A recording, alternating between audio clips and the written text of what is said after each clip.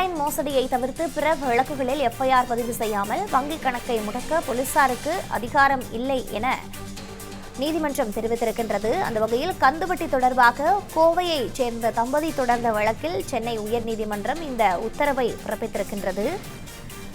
Online மோசடியை தவிர்த்து பிற வழக்குகளில் எஃப்ஐஆர் பதிவு செய்யாமல் வங்கிக் கணக்கை முடக்க போலீசாருக்கு அதிகாரம் இல்லை என சென்னை உயர்நீதிமன்றம் தற்பொழுது தெரிவித்திருக்கின்றது. மேலும் முழுமையான தகவல்களோடு இணைப்பில் இருக்கிறார் எமது செய்தியாளர் செந்தில்குட்டி. தற்பொழுது வங்கி கணக்கை முடக்குவது தொடர்பாக காவல்துறைக்கு அதிகாரம் இல்லை என நீதிமன்றம் உத்தரவு பிறப்பித்திருக்கின்றது. முழுமையான விவரங்கள் என்னவாக இருக்கின்றன பதிவு பண்ணுங்க.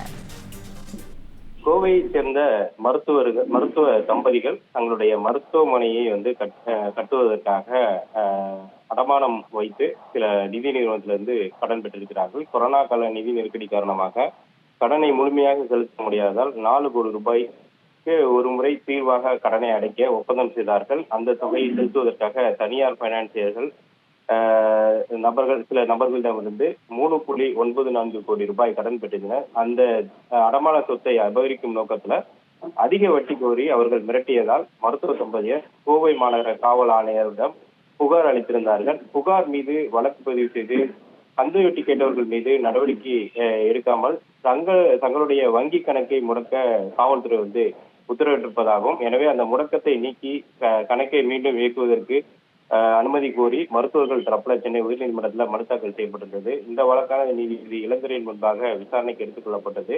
அப்போது மனுதாரர் தரப்பில் வழக்கறிஞர் உதயகுமாருக்காக ஆஜரான மூத்த வழக்கறிஞர் ஹசன் முகமது ஜின்னா மருத்துவர்கள் கொடுத்த புகாரின் பேர்ல தனியார் பைனான்சியர்கள் மீது நடவடிக்கை எடுக்காமல் மருத்துவர்களின் வங்கி கணக்கை போலீசார் முடக்கியிருப்பதாகவும், ஆன்லைன் மோசடி வழக்குகளை தவிர வேறு எந்த காரணத்துக்காகவும் எஃப்ஐஆர் பதிவு செய்யாமல் வங்கி கணக்கை முடக்க அதிகாரம் இல்லை என்று அவர்களுடைய தரப்புல வாதம் வைக்கப்பட்டது.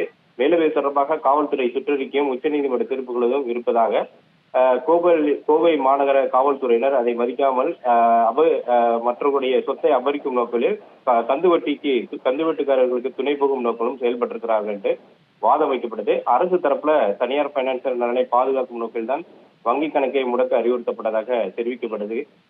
இதற்கு பதிலளித்த மனுதாரர் தரப்பு கந்துவட்டி பாதிக்கப்பட்ட மருத்துவர்களை பாதுகாக்க முன்வராத காவல்துறையினர் கந்துவட்டிக்காரர்களுக்கு பாதுகாக்கும் முயற்சியில் ஈடுபட்டு வருவதாக நீதிமன்றத்தில் தெரிவித்தார்கள்.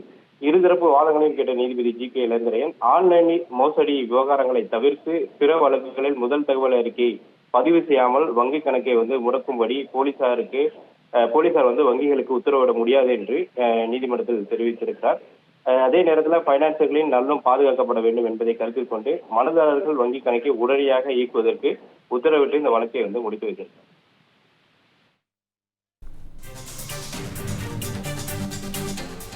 முழுமையான தகவல்களை வழங்கியமைக்கு நன்றி செந்தில்குட்டி. இந்த மாதிரி யூஸ்ஃபுல்லான இன்ஃபர்மேஷன்ஸை தெரிஞ்சுக்க தமிழ் ஜனம் சேனலை சப்ஸ்கிரைப் பண்ணுங்க.